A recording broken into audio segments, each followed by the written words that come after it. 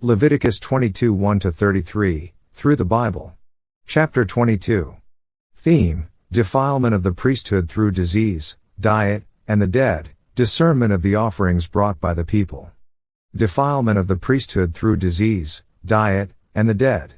And the Lord spake unto Moses, saying, Speak unto Aaron and to his sons, that they separate themselves from the holy things of the children of Israel, and that they profane not my holy name in those things which they hallow unto me. I am the Lord. Leviticus 22 1-2.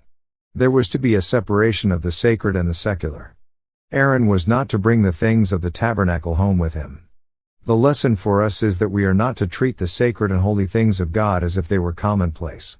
Say unto them, Whosoever he be of all your seed among your generations, that goeth unto the holy things, which the children of Israel hallow unto the Lord, having his uncleanness upon him, that soul shall be cut off from my presence. I am the Lord. Leviticus 22:3. The priest is not to go about his office in a careless and slipshod manner. God requires that he should be put out of the office of the priesthood if he does that. I believe there is a spiritual application for the believer today. For if we would judge ourselves, we should not be judged. But when we are judged, we are chastened of the Lord, that we should not be condemned with the world. 1 Corinthians 11:31-32. God proceeds to enumerate all manner of uncleanness which would disqualify the priest from carrying out his priestly duties. What man soever of the seed of Aaron is a leper, or hath a running issue, he shall not eat of the holy things, until he be clean. And whoso toucheth anything that is unclean by the dead, or a man whose seed goeth from him, or whosoever toucheth any creeping thing, whereby he may be made unclean, or a man of whom he may take uncleanness, whatsoever uncleanness he hath, the soul which hath touched any such shall be unclean until even, and shall not eat of the holy things, unless he wash his flesh with water. And when the sun is down, he shall be clean, and shall afterward eat of the holy things, because it is his food. That which dieth of itself, or is torn with beasts, he shall not eat to defile himself therewith. I am the Lord. They shall therefore keep mine ordinance, lest they bear sin for it, and die therefore, if they profane it. I the Lord do sanctify them. Leviticus 22 4-9. The priests were to be holy in their relationships in their homes, in their social contacts, in their business contacts, in anything where they touch the world. The priests were set apart to be holy unto the Lord. They were to be an example to others. Some of the things mentioned are the same as those given for all of Israel. The priest had no special privileges. Uncleanness in the common man and uncleanness in the priest were to be ceremonially cleansed. The private life of the priest must match his public office and service. There shall no stranger eat of the holy thing. A sojourner of the priest, or an hired servant, shall not eat of the holy thing. Leviticus 22:10. The priest must preserve the sanctity of the tabernacle by excluding the stranger. Only the sons of God can worship God. But if the priest buy any soul with his money, he shall eat of it, and he that is born in his house, they shall eat of his meat. If the priest's daughter also be married unto a stranger, she may not eat of an offering of the holy things.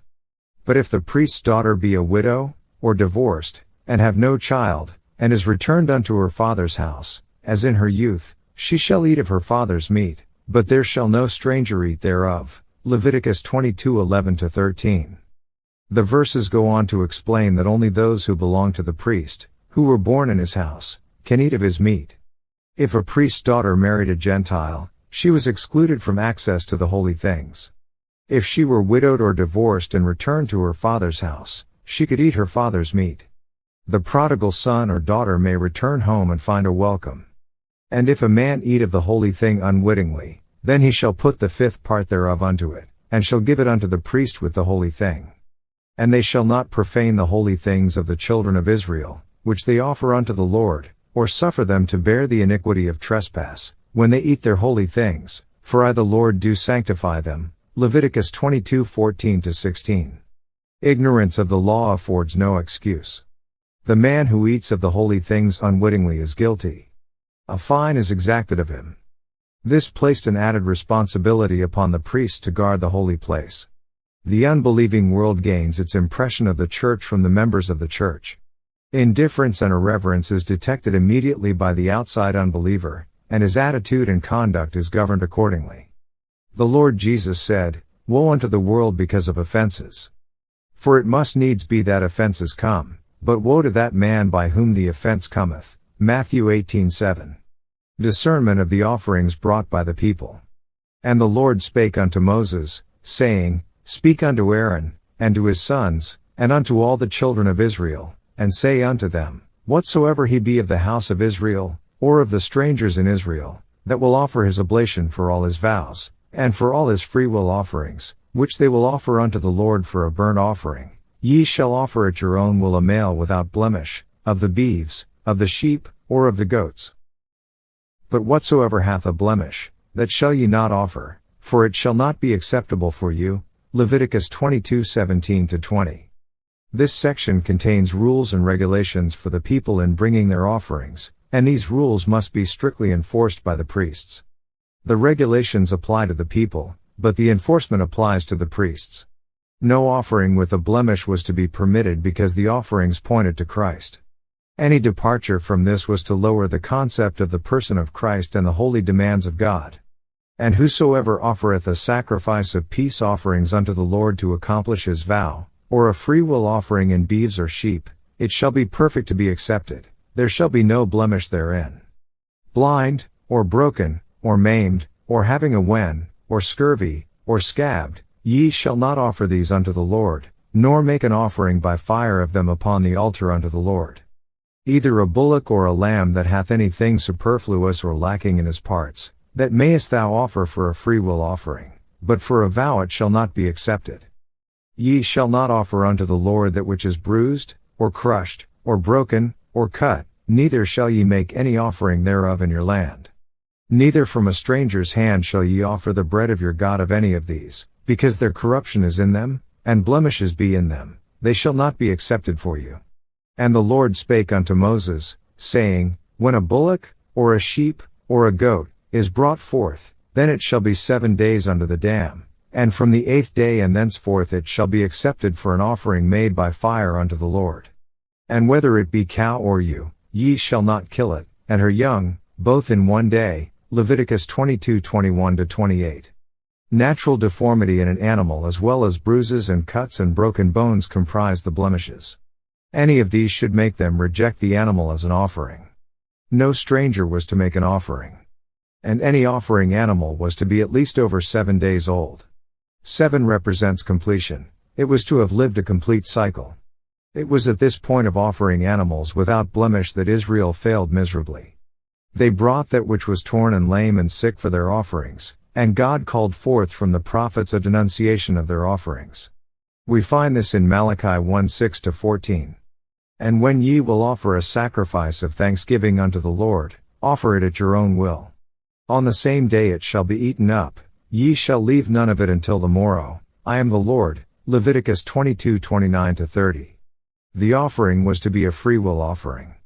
This type of offering must represent the Father who gave his Son in love and the Son who came, for the joy that was set before him. Hebrews 12:2. The offering must be eaten the same day. No opportunity must be allowed for the slightest bit of corruption. Therefore shall ye keep my commandments, and do them. I am the Lord. Neither shall ye profane my holy name, but I will be hallowed among the children of Israel. I am the Lord which hallow you, that brought you out of the land of Egypt, to be your God. I am the Lord. Leviticus 22:31-33. They were to be a witness for God. They were not to go as witnesses to the ends of the earth, as you and I have been called to do today. They were called to serve God as a nation. As they did this, the whole world would come to Jerusalem. God's holy name was to be represented in every act of worship. What was to be the motivation for their obedience?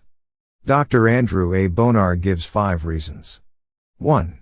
I am the Lord. 2. I will be hallowed among the children of Israel. 3. I am the Lord which hallow you. 4. I am the Lord which brought you out of Egypt. 5. Your God. I am the Lord which hallow you. There is liberty for the believer today, but liberty does not grant license. The holiness and righteousness of God must be zealously maintained in all our worship. I am the Lord which brought you out of Egypt. God has saved you, my friend. God saves you by grace. He didn't save you with the idea of exacting commensurate work from you. Then it wouldn't be grace. I do not agree with the words of the song, I gave my life for thee, what hast thou done for me? Grace does not demand payment. But let me ask you a question. Do you love him? Do you want to serve him? The wife doesn't fix a birthday dinner for her husband because it is her duty. She does it because she loves the old boy. And the true believer will serve God because he loves him. I am the Lord which hallow you, that brought you out of the land of Egypt, to be your God. Is he your God, my friend? If he is, then you represent him. The world is reading you. Remember the little poem.